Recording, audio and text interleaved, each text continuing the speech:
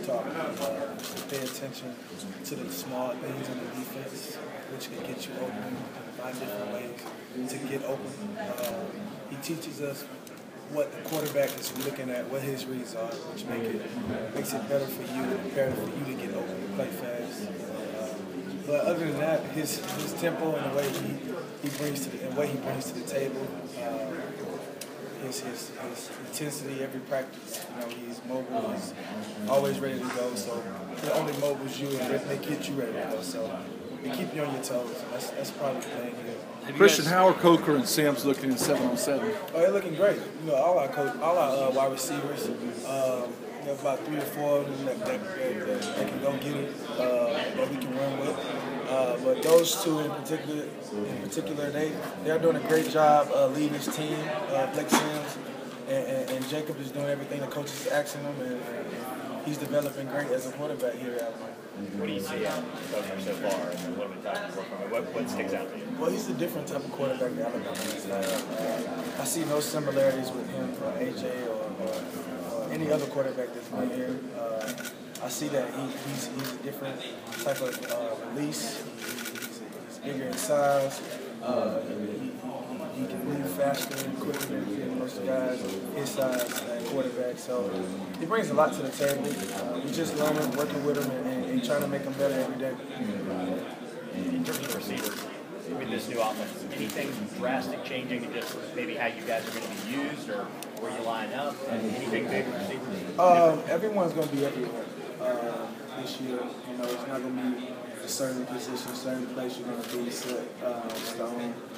Tight ends will be out wide. Wide receivers will be inside by the tight ends. You know, it's just wide receivers in the backfield, running backs out wide. You know, it's Coach Kiffin brings a lot to the table. As I said before, that no one's stationary. Everyone is moving forward. So it's going to be very exciting to really get into the offense like we want to once the season comes out. Does Kiffin relate well to college age guys? Oh yeah, very well. You know, he was a head coach at Tennessee and an OC, coming from USC, winning championships. So he understands what type of standard we set here at Alabama, and it's sort of the same type of standard he's used to coming from. Has he mentioned that return to Tennessee that he'll have this year? Has you guys talked at all about that? Oh no. He's focused on Alabama right now. You guys at the end of the last 2 years, obviously with celebrations, and then it's a lot different at the end of the last season.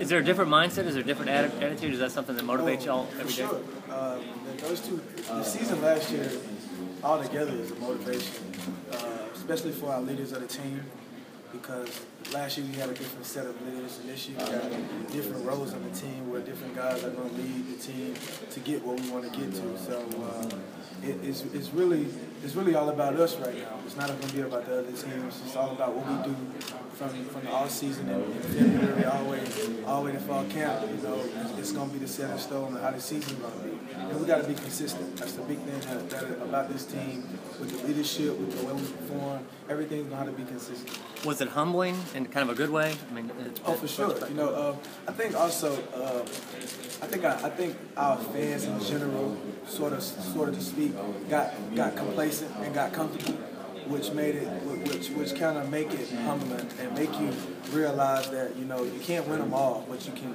at least try. And I think once that transition happened last year, our fans and our team and our coaches kind of put on a different type of hat, a different kind of type of mindset coming into our off season and our summer workouts in order to understand that there's a new goal and a new team that's trying to reach a new destiny. So we're just trying to come out every day with a mindset to win championship on our mind. What's the chemistry like with Jacob Coker? It's a progress, process that we're trying to develop with him, because we got a lot of quarterbacks that's competing for the job. We have a lot of quarterbacks that's in the pocket at different times. So it's hard to just call out one quarterback that's getting the chemistry. We all are trying to, probably the best way to say it is, get them all together the same chemistry. We're just trying to mold them into how we run routes and set the timing to how we see things on our side and how they see things on their side to put it together and make it better. You compare and contrast the styles of him, Blake Sims, and the other guys? Those two have two different type of styles, two different type of releases. Obviously, the size different as well. Those two are just two different type of quarterbacks that Alabama probably never seen. Those two, no matter who's the starting quarterback between them, they have it's no comparison to any other quarterback. How vocal was Jacob? Right now, he's not that vocal because he still is learning the plays and working on trying to progress to be a starting quarterback. So right now he's vocal, but it's more to asking questions and trying to get better. Can you see some signs of what the fuss is all about with him? Do you see the potential that everybody's talked about? He definitely has sparks that he brings to the table. That's been shown that he can be one of the greatest quarterbacks to play here. But I can also say all our quarterbacks show those sparks, at moments that they can be that quarterback. So it's just going to be all about being consistent and coming out every day and competing and being consistent in your performance. How do you guys want to talk about leadership last year? How do you guys want to lead differently this year? I think it's not about leading differently because every leadership on the team has the same goal. It's all about being consistent and how long are you going to lead the team through the ups and downs. The difference between the 2011 and 2012 team was, even though we lost the game, the leadership didn't let the team die out, which was kind of different with the team last year. And there was a lot of small things that the leadership let get by, be concerned themselves with that should have, which led on to what happened. And so now we're really paying attention to detail and the little things and trying to correct the small things so that the bigger things, so the small things in the end won't be the bigger problem. Your quarterback position is one of the big question marks on this current team, but the league as a whole, do you feel like that might be a big question mark between what you want to accomplish this year and how far you can go? No, because I feel like I said, it's like 3 or 4 guys who can lead this team where they need to go. The quarterback issue will not be the determining factor of our season. It's just a standstill right now because we don't have a starting quarterback by name. So, but one of those guys is going to have to start for us. So, that won't be a problem when it comes to season. You mentioned the last 2 games last year. How much does the Iron Bowl, the way that it come up? I think that kind of symbolizes what I mean when I say the small things add up to become big things. There was a lot of small things in that game that we didn't do, which wasn't even supposed to even get to that point. I feel like when that happened, that was a small detail, simple field goal that was missed, and he returned it for a big play in the game. So those are the things that I talk about when I talk about the small things that we trying to correct now. So those things won't be a problem when it comes to that time. You watched the SBs last night, or if you did, that play, one play. When that play comes on, you see it on TV, what's your reaction? I watch it. I watch the whole thing every time because it's motivation. It lets you understand and it humbles you to let you know that you can be beat. Anyone can be beat in our league. And the SEC is the toughest league in my opinion. So I feel like in this league you have to come with it every night, every day in practice, in the weight room, no matter where you are. If it's football related and you're trying to get a job done, and we all have the same vision, you got to come out with it every night. Have you seen a softer side of Nick Saban now that he's his grandfather? No, not football. Since I've been here, he's approached football the same way every day, every time I see him. Obviously, he do things outside of football. Now off the field, he is sort of a different person off the field. But when it comes to football, he lays the law down. He knows what he wants. He knows what he can get out of each person, and that's what he wants every day. Has he been even hard? What's he like as a recruiter? What makes him the master recruiter?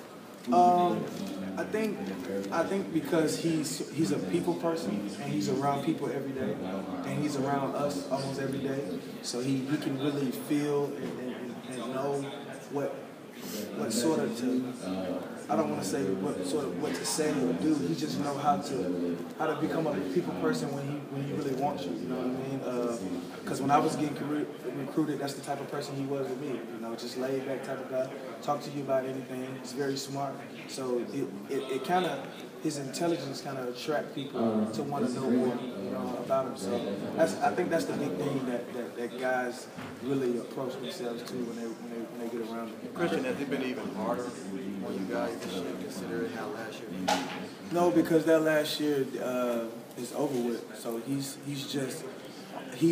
redirecting us to that every once in a while, so that we understand that we can't go back to that. You know what I mean? So he's really showing us, really, whenever we get how almighty, how to break us down to how easy and how quick something can get taken away from us. So, because, you know, everyone knows that the Auburn game was really to snatch away from SEC championship, snatch away from national championship.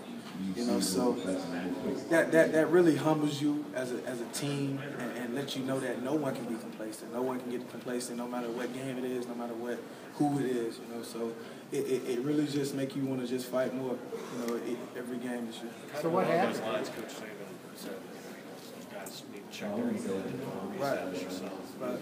I'm not going to say complacency, but I mean, was there kind of a sense of invincibility when you win 2 titles?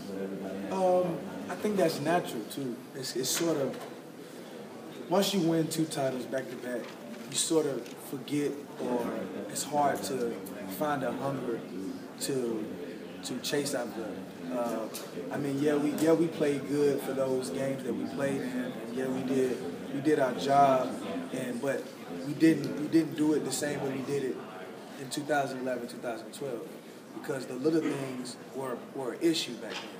I think last year the little things weren't so much of a concern, which added up too many of those, which got us what we had last year.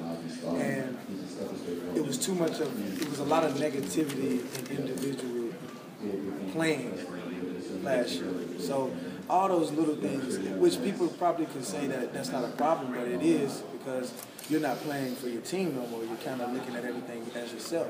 So now we're trying to redefine everything as this is a team unit. No matter what happens, no matter who's playing, we're playing all in for the team to accomplish one goal. So was AJ right? Some of those comments you made about the young guys maybe not working hard? No, I don't think you should say that, because the young guys is part of your team. You can't separate a certain group from a team. And what really, no, not to blame, but really to look at and to check is the leadership, because if the leadership on the team is consistent, then that's who's going to follow them, are the younger guys, because that's all they see. So I can't say too. Last year the leadership was good, but towards the end it kind of got divided, and only a few people were being heard. And the people that needed to speak and be heard weren't speaking, so everyone kind of separated themselves and pointed the finger at the younger group. But that's something that you can't do with a team, because the younger group, you need them just as much as the older guys, because at any point they can be put in, and they need to know their things just as much as the older guys.